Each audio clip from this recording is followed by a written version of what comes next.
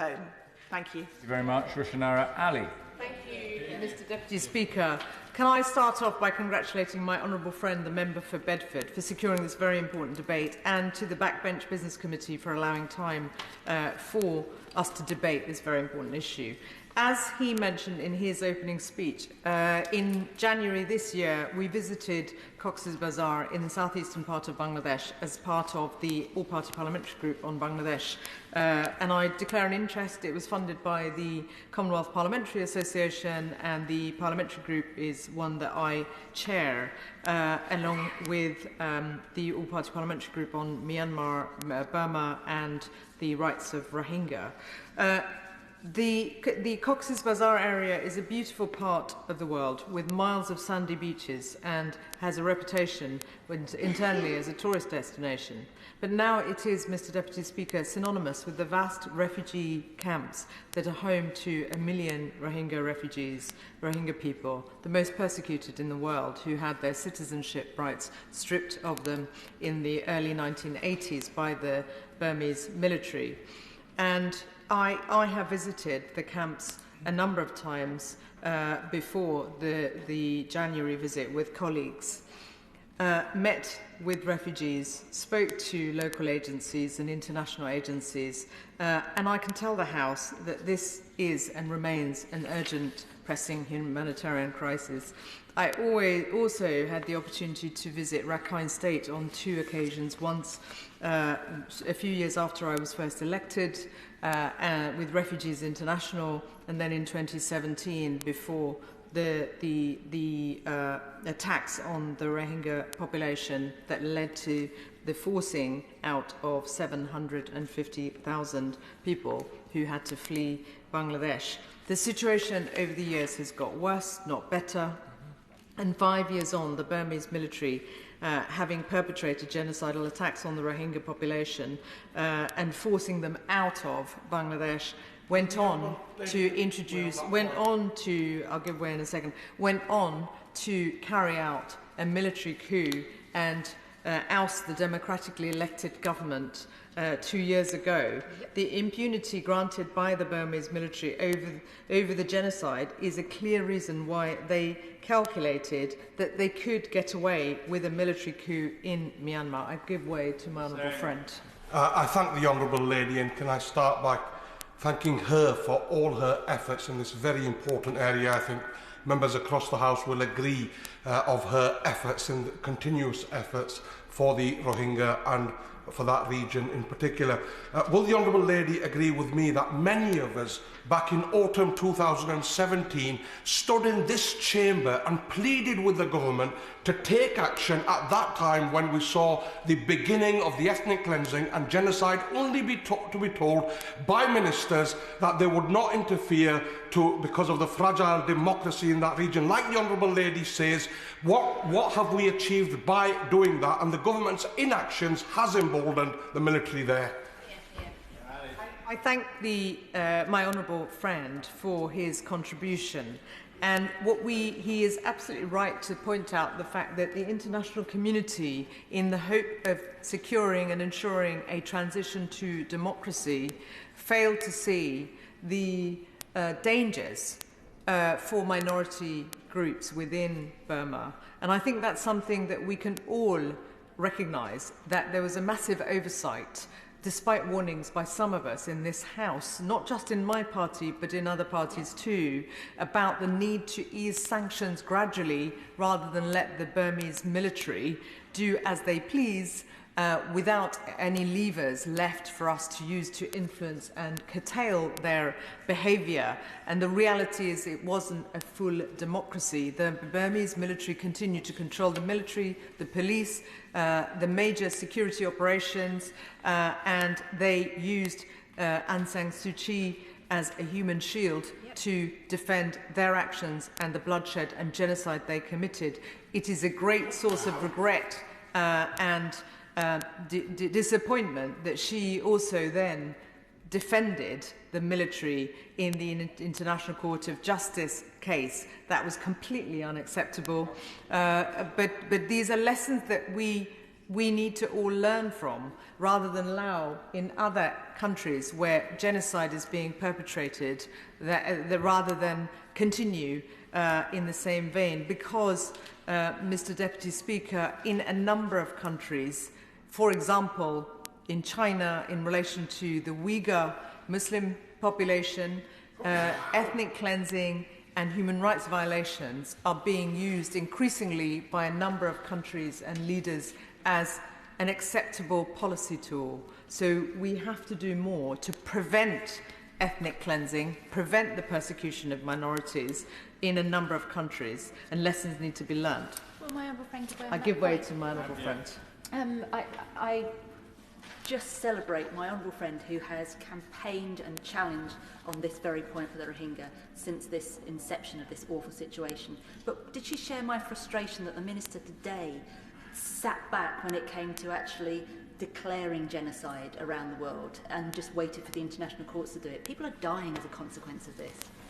My honourable friend is absolutely grateful for the support I've had from colleagues, particularly on my side, but across the board on this very important issue, and on making sure our government takes action to support the cause for justice in the International Court of Justice as well as the International Criminal Court. She is right that the UK, as the penholder in the UN Security Council relating to Myanmar, Burma, we have a unique special responsibility, and we have had a failure of leadership by our government. This is not a criticism of the relatively new minister who recently visited the camps in Cox's Bazar. And I know she is very conscious of the need to seek justice, and one of the ways in which we can protect those Rohingya people who remain in Burma is to make sure that the case of the International Court of Justice led by the Gambia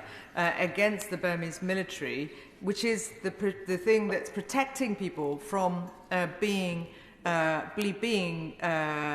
persecuted, those who are within Burma, that is properly supported. And I hope the Minister will be able to address the point about the need for proper support. We had the announcement last year that the UK government would support that case, but we need to see this in concrete terms, and the UK joining the Netherlands, Canada and other countries who were first out to support that case. We should be leading the charge. I'll give way to the honourable gentleman. I think the honourable member for giving way. She's making a very informative and powerful speech. But would she agree with me, though, that it has been very disappointing that a number of major countries of huge clout that frankly should know better, should have done more, and should have been stronger in their condemnation for the behaviour of the Myanmar regime? Yeah. I'm grateful to the honourable gentleman who serves as the Vice Chair in the All-Party Group on Bangladesh and is a powerful advocate for the Rohingya people, and I'm grateful to him for working across party on this very important issue. He's absolutely right that we could have done more, we should do more, but we can rectify some of those mistakes by making sure we support the International Court of Justice case. The government has, and I welcome that, the UK government has agreed to support a referral to the International Criminal Court. But we need further clarity on what action will be taken to enable that to happen. I recognise the point that's been made by the then Minister and about the risk of the Chinese blocking a referral to the International Criminal Court, but we cannot use that as a justification for no action. I want to continue, so that I'm conscious that others will want to speak. Despite the attacks on the Rohingya and other ethnic groups in Burma, the Rohingya are forgotten and repeatedly facing constant threats from the Burmese military within that country, along with other groups. And we, in the other house, in Westminster Hall, we had a debate about the situation within Myanmar and the attacks and airstrikes on groups by the Burmese military on their own people, which is causing the displacement of millions within that country and putting at risk their ability to survive because of the way in which that country has basically been devastated by the military coup and the actions of the government there. And they are now, before they were persecuting particular groups, in particular the Rohingya refugees and other minorities. Now the whole country is being persecuted by the Burmese military once again. They have seized control, and there seems to be no end in sight in terms of their repression of the people of that country. Mr. Deputy Speaker, more than half of the refugees in the camps in Cox's Bazar are children. A generation of children growing up in refugee camps denied a decent education, denied opportunities to grow and develop their talents and abilities, and denied a future. That's not to say that the Bangladeshi authorities and the Bangladeshi NGOs working with international NGOs haven't made an enormous effort. We recognise that in a context where many countries, including here in our country and other Western countries, when it comes to even a few thousand refugees and accommodating them, struggle, they have accommodated 1 million refugees, and of course we commend them, but these are areas that need improvement with our support. I give way to the Honourable. I thank the Honourable Member for giving way, and I congratulate the Member for Bedford for securing this important debate. The International Development Committee have long been concerned about the situation for Rohingya refugees, in particularly in Cox's Bazar refugee camp, which we visited some time ago now. We saw how important the UK aid funding was in supporting refugees there, both in terms of preventing extreme hunger, but also in protecting women and girls from violence. Would the Honourable Member agree with me that it is crucial for the government to rethink its 80% funding cut for aid for Rohingya refugees since 2019-20? I'm really grateful to the Honourable Lady, and I commend her for the work she does on the committee and her commitment to this agenda, including, of course, on her work on UN Women. And given that she is in the ruling party, I hope that ministers, even if they don't want to pay attention to what we say, that they might pay attention to her and her colleagues who are making very important points with us. There is cross-party agreement on the need to support those who are struggling, not least because half of them are children, the majority are women. And if we are serious, and this is a broader point about this being supporting and providing help to those in camps in the largest numbers, if we are serious about making sure that the refugee crises around the world then don't become ones that put people in a position where they have to risk their lives and find clandestine mechanisms and find themselves at the hands of criminals and gangs that try to exploit them in order for them to get into our shores. If we are serious about addressing these issues, we need to make sure that there is proper support in countries that are hosting the largest number of refugees. And that is ultimately the only way in which we are going to be able to address these issues. And therefore, it is in our self-interest, Mr. Deputy Speaker, to ensure that those that are in refugee camps in these countries get the appropriate support that they need and protection so that they are not exploited, and also that we are not then having to use the resources that need to be used and could go a long way in this country.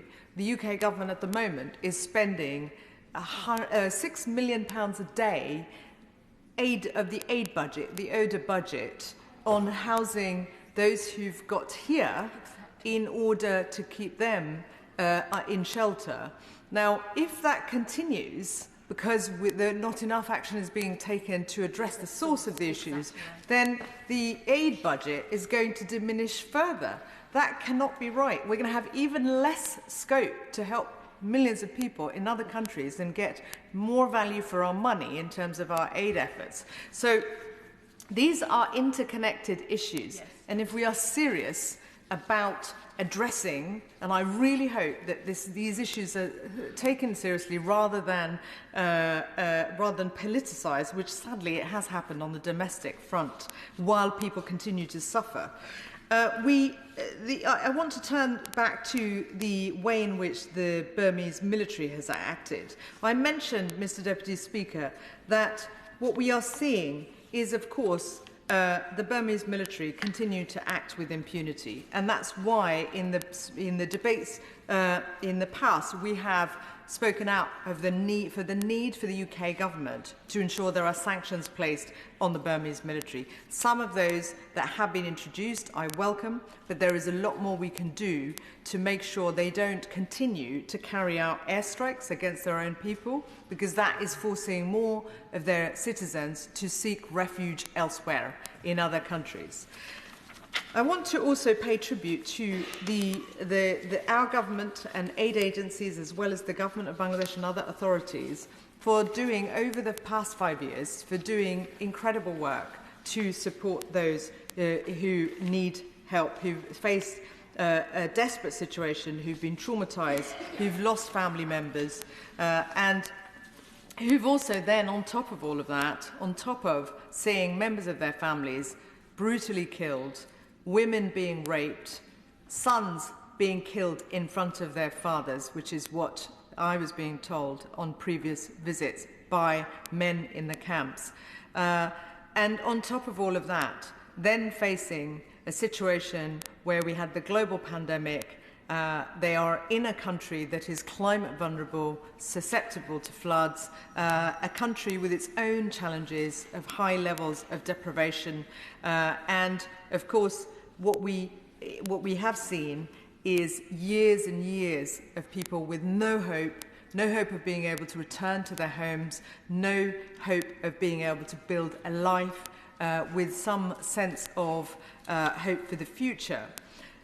And so it is that is why it is so disheartening that our government has responded not by ensuring that there is that appropriate support on an ongoing basis, but by cutting the Rohingya refugee budget by over 80%. And I do hope that the messages that have been already provided by colleagues across the House will be heeded, and the Minister will do all she can to persuade her colleagues to not maintain that cut. What was £112 million in 2019 to 20 will now be 20.26 million in the 2022-23 budget, according to the Burma campaign.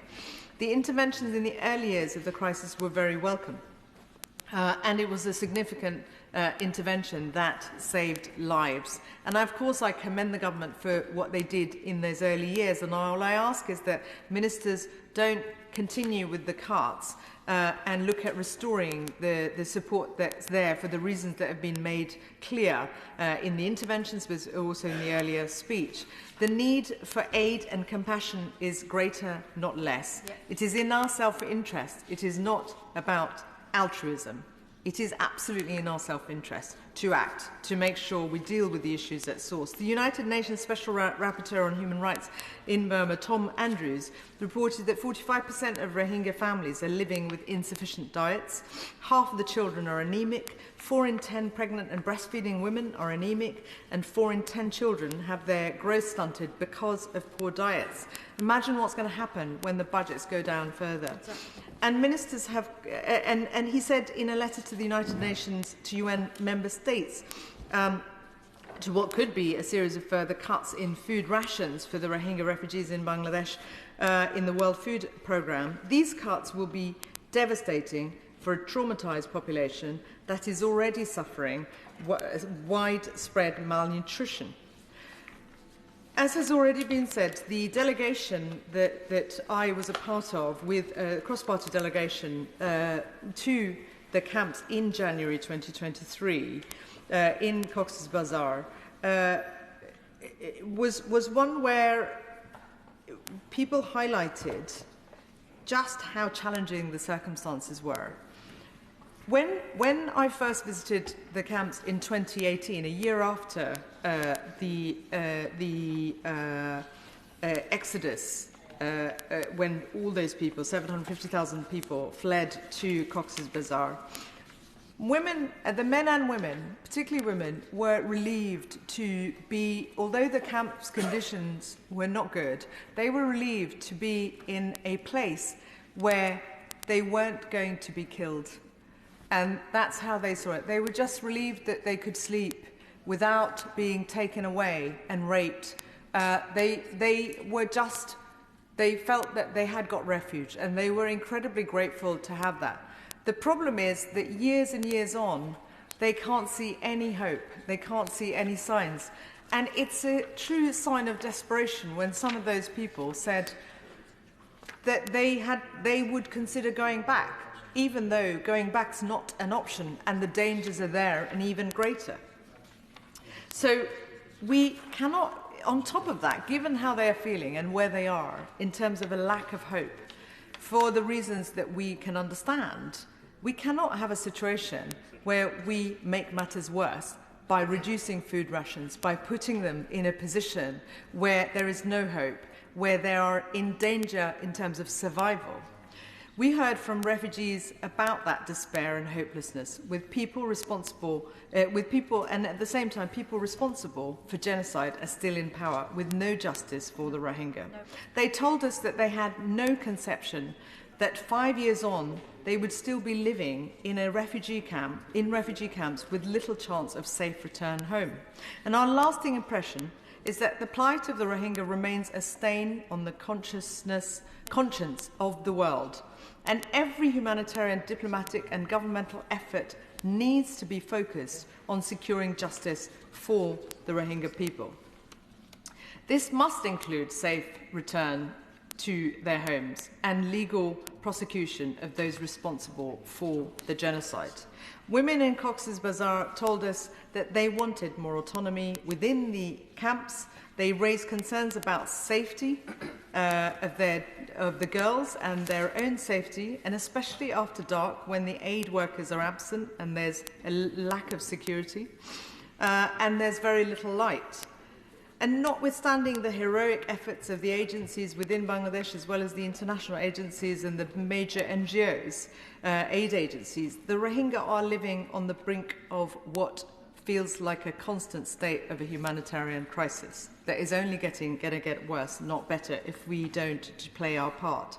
There is a massive and vital role for the international aid, and budgets should be increased to avert disaster as soon as possible.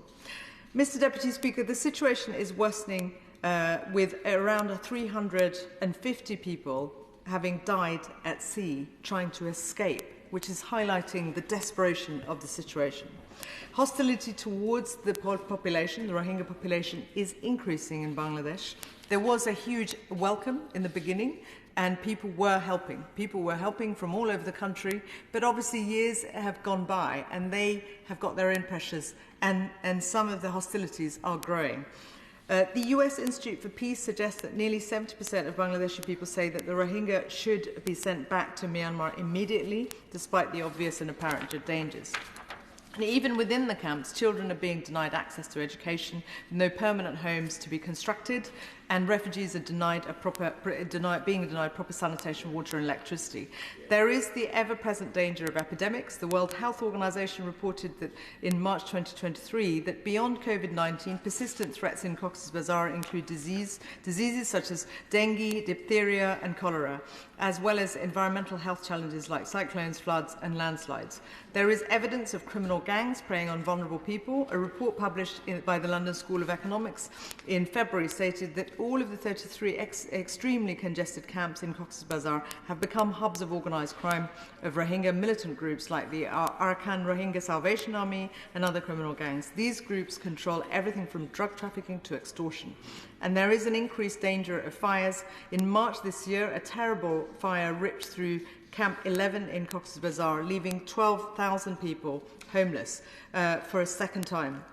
So we need to recognise that the situation is not sustainable, and we have to be active partners and provide the resources that are needed in order to make sure the situation doesn't get worse. There is much that still needs to be done. Repatriation of Rohingya people is currently impossible, as has already been stated. The British government should make it clear to international partners that there can be no forced repatriation of Rohingya people back to Myanmar. The Rohingya can only return when their citizenship rights are reinstated and when their full human rights are respected and protected. And the UK government of course, by slashing the budgets, needs to make sure that support is reinstated. Aid cuts to the Rohingya refugees need to be reversed, and the cuts in humanitarian are now working. Aid is now working as a push factor, forcing more people to risk their lives to find a better life. And dying, as I pointed out. And the 50% cut in the UK aid budget to Burma since the coup also needs to be reversed if we are to not see a further deterioration in people's conditions within that country. Mr. Deputy Speaker, we welcome the British government's support, as I've said, in principle support of a referral to the International Criminal Court, and the ICJ's support. And I hope that we'll get more information from the Minister on what that will mean going forward. It is clear from the continuous reporting that these measures are not being implemented and the Burmese military is still getting away with genocide. Yep. So we urge the British government to support any other justice initiatives taking place, including universal jurisdiction cases, and to reconsider the British laws to make universal jurisdiction cases possible in this country. We must increase the aviation fuel sanctions on Burma. The military is increasingly using its air power to target civilians across the country. And the British government should speed up sanctioning and cut off all sources of revenue and arms to the military. This includes sanctioning Myanmar oil and gas enterprise and the natural gas industry. The British government should also increase pressure on India and Pakistan to stop supplying arms and equipment to the Burmese military. In conclusion, Mr. Deputy Speaker, we need to improve in practical ways the support we provide so that conditions are not deteriorating further for the people in Cox's Bazar. And we need to ensure that the Bangladesh government has the support and the encouragement that's desperately needed to ensure that education and training is provided to 500,000 children in that country. And we need to allow for proper utilities to be provided, including clean water, electricity, lighting, and proper drains and sewage, or the situation will just continue to get worse. And action and support is required to make sure criminal gangs don't prey on the most vulnerable people in the world, which is what's happening at the moment. I am grateful to ministers and the minister in her place for the recent visit she made, and I hope that she will see and recognise the strength and feeling in this House. Over 100 MPs and peers have supported the campaigns we've run over the years for support in the camps for one of the most persecuted refugee population in the world. It's not a competition. We need to support refugees wherever they are, notably, of course, with what's happening in Sudan, in Ukraine, but we need to make sure that support is not diverted away from one group to another, because that is not right, and that is not going to serve our national interests either. So my plea to the Minister is I do hope she will find the resources needed urgently to stabilise the situation in the camps. And I'm grateful to colleagues across the House for the support they've given us in the campaigns we've done. It is because of the campaigning, ministers have changed regularly, but it is because of the campaign from colleagues across the House, across both houses, that I believe that we have managed to get the referrals and the support for the referrals on the international justice side. And I hope that the Minister will recognise the strength of feeling about the need to restore the aid budget to those who need it in the camps. Thank you. Thank you very much. Tom Hunt. Mr.